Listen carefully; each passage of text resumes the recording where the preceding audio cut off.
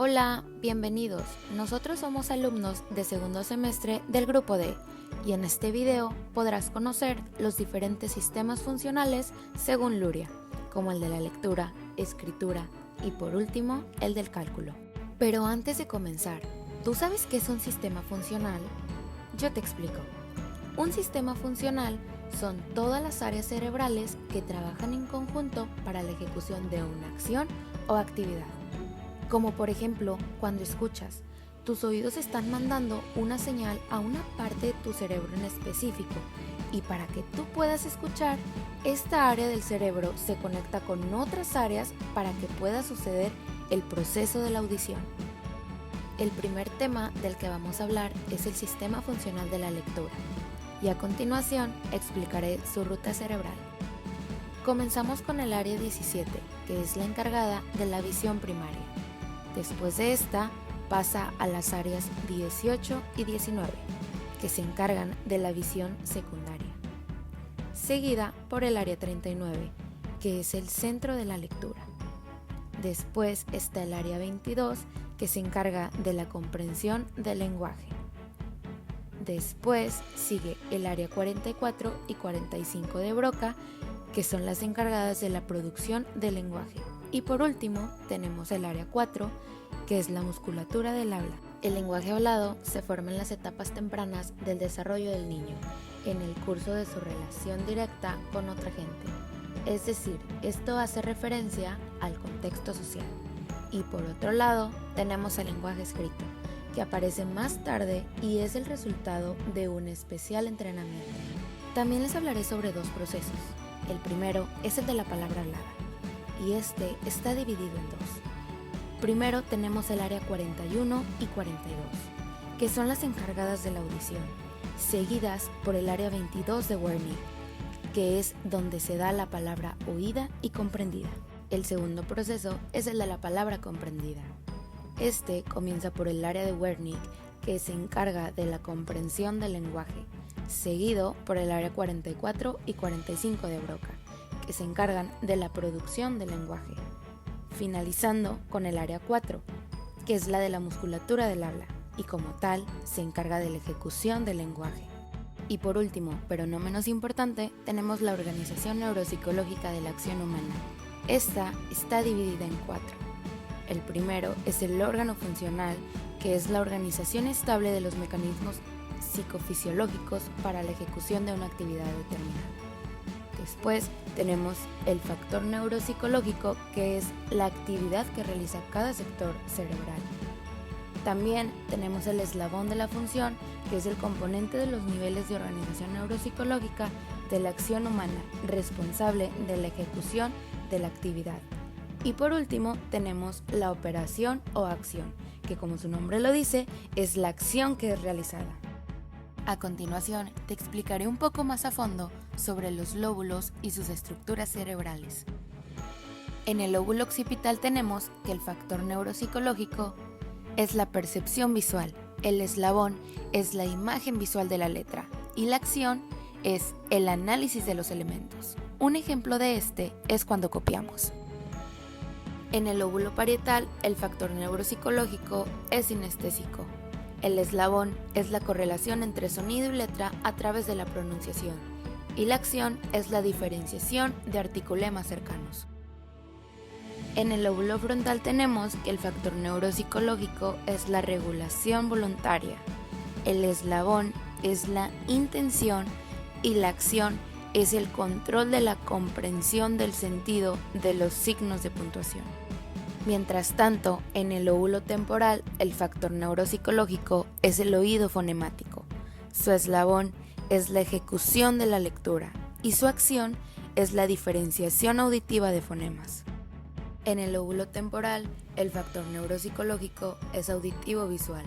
Su eslabón es la retención audioverbal y visual y su acción es el material para la lectura. El factor neuropsicológico del lóbulo frontal es cinético.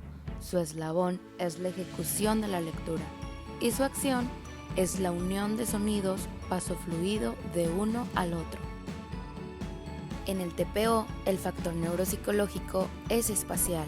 Su eslabón es la imagen visual espacial y su acción es la diferenciación de letras similares. Un ejemplo es cuando los niños se confunden con la B de la D. Por último tenemos que en las estructuras profundas su factor neuropsicológico es neurodinámico. Su eslabón es la estabilidad de la lectura y su acción es la rapidez, las pausas, línea y página. Sistema funcional de la escritura. Pasamos a ver el sistema funcional de la escritura. Es importante saber que en la escritura las estructuras cerebrales son utilizadas y se asocian con las funciones de pensamiento, lenguaje y memoria. Como observamos en la imagen, existen áreas involucradas en este sistema, las cuales son el lóbulo temporal, parietal y occipital en conjunto, también conocidas como TPO, el área de Wernicke, el área visual, la memoria semántica y el área de Broca. Como ya sabemos, la escritura es una actividad tan compleja. Podemos observar a grandes rasgos el sistema funcional de la escritura, empezando por la planificación del mensaje, construcción sintáctica, selección de la palabra, procesos motores y por último, la escritura. La planificación y revisión del mensaje se encuentran en la zona prefrontal y es la encargada de las funciones de razonamiento y abstracción de lo que se escribirá. Asimismo, es donde radican las funciones ejecutivas. La construcción sintáctica hace referencia a la codificación motora verbal y este proceso sucede en el área de Broca y en la zona perisiliana. Algunas lesiones relacionadas son el agramatismo en el habla y la escritura. Continuamos con la selección de la palabra. Aquí tenemos dos vías, la vía léxica y la vía subléxica. La primera sirve para escribir palabras que conocemos. Por su parte, la vía subléxica sirve para escribir palabras que no conocemos. La vía léxica y la vía subléxica tienen su localización en la zona parietotemporal izquierda y en la fisura lateral o decilvio, respectivamente. Seguimos con los procesos motores. Aquí se recibe la información continua de la mano y colabora con el control de la escritura. Estos procesos ocupan 2/3 posteriores de la segunda circunvolución frontal. También abarca parte del área 6 de Brodmann. En la escritura se tienen distintas rutas, ya que se pasa por diversos procesos como copiar una palabra, escribir una palabra que escuchamos o escribir cuando redactamos. A continuación se los presentamos. Ruta del proceso de la escritura al dictado. La escritura al dictado activa la zona temporal posterior izquierda, reconocida por ser el área 37 de Brodmann. A continuación, la ruta de este proceso. Seguimos con la ruta del proceso de la escritura y redacción. Complementando la ruta antes vista, tenemos que saber sobre la planificación. Sabemos que tiene su proceso en el lóbulo frontal, que como ya vimos es donde radican las funciones ejecutivas. El proceso de planificación, de manera más específica, consiste en generar y seleccionar información. Por último, establecer criterios al momento de seleccionarla. Para finalizar, tenemos la ruta del proceso de escritura y copia, la cual comienza con la identificación de letras, seguido por un léxico visual y el reconocimiento de grafemas, continuando con la escritura y finalizando con el léxico ortográfico. Hola, ven y conoce un poco del sistema funcional del cálculo. ¿Sabías que el contar pequeñas cantidades es algo muy natural en los niños? Pues de manera espontánea comienzan a resolver problemas aritméticos simples contando con palabras o sin ellas. El cerebro humano tiene serios problemas en el cálculo, pues no está preparado para memorizar decenas de multiplicaciones o realizar operaciones complejas. A continuación, mencionaremos los mecanismos cerebrales implicados en la realización de una operación aritmética, recordando que en nuestro cerebro, distintas áreas cerebrales trabajan en conjunto para la realización de una actividad. Primero que nada, es importante mencionar que el reconocimiento de un número no es lo mismo que la resolución de un problema aritmético, por lo tanto, los mecanismos cerebrales implicados son diferentes. Principalmente los lóbulos parietales están involucrados con el procesamiento numérico. Estos se activan con los cálculos aproximados, hospedan en el sentido numeral y se ocupan del razonamiento espacial. La función del surco intraparietal izquierdo se encarga de la realización de operaciones aritméticas y el uso de conceptos numéricos, mientras el surco intraparietal derecho tendrá la función de apoyar en el desarrollo de habilidades matemáticas. El surco intraparietal además sostendría la representación interna de las cantidades y la relación existente entre estas.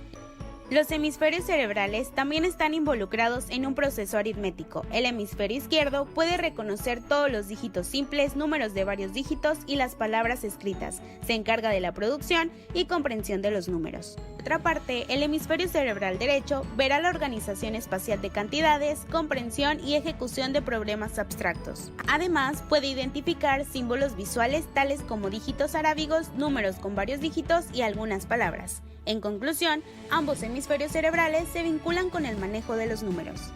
Veamos ahora el lóbulo frontal. Los procesos aritméticos están relacionados de alguna manera con los procesos lingüísticos, pues aprendemos a multiplicar con estrategias verbales. Contar es aparentemente una tarea verbal pura. Los números también son, en definitiva, palabras. Es decir, se activa el procesamiento del lenguaje y se desarrollan aspectos como producción, comprensión, numerosidad y aproximidad. Específicamente, cuando se usa el cálculo exacto, activamos el lóbulo frontal, pues es aquí donde se procesan las representaciones verbales de los números. Ahora, un área más específica del lóbulo frontal es el córtex prefrontal. Es el responsable de la organización y el conjunto de habilidades necesarias para resolver los problemas. Esto nos brinda habilidades para resolver un problema, atención, formación de conceptos abstractos, flexibilidad y evaluación de respuesta. Algunos aspectos relevantes de él son: resolver un problema nos permite llevar a cabo funciones ejecutivas. Nuestro córtex prefrontal se activa cuando uno tiene que resolver problemas con muchas relaciones. El córtex prefrontal izquierdo se activa ante un incremento de complejidad. Otros mecanismos cerebrales que tienen una relación con el manejo de los números son el sistema límbico y las regiones parahipocámpicas, y el giro angular izquierdo, que se vincula con la representación numérica espacial y la resolución de tareas aritméticas complejas previamente entrenadas. ¿Alguna vez se han preguntado qué procesos intervienen para la realización de una operación aritmética? El manejo de los números representa un lenguaje que involucra un sistema de símbolos que se divide en dos grupos. El sistema logográfico son los números arábigos del 0 al 9 y el sistema fonográfico, que es el nombre verbal de los números. Como introducción sobre qué se requiere para realizar una operación aritmética, debemos saber que esta depende de un proceso verbal y un reconocimiento perceptual. Lo primero que se requiere es la discriminación visoespacial, que es darle espacios adecuados entre números, iniciar la operación de derecha a izquierda y la organización adecuada de los números. Lo consiguiente será el reconocimiento de números, que depende de un proceso verbal y perceptual número-símbolo o símbolo-número. Y por último, la memoria operativa. Realizar una operación aritmética es evocada y recuperada de los aprendizajes previos almacenados en la memoria a largo plazo. Ahora la pregunta es: ¿esta información que es almacenada, de qué manera se organiza? La información se almacena en la memoria a largo plazo en dos tipos: sintáctica, que se refiere a las reglas de los procedimientos numéricos, y semántica, que es la comprensión del significado de los procedimientos implicados en la resolución de un problema. Memoria no se utiliza cuando los problemas son resueltos de manera automática. Así llegamos al cierre del video y esperamos que te sirva para comprender cómo funcionan los sistemas funcionales de lectura, escritura y cálculo, y cómo cada uno de estos sistemas se relacionan con los mecanismos cerebrales implicados en la actividad, pues muchas zonas trabajan juntas con un mismo objetivo, pero tienen distintas funciones.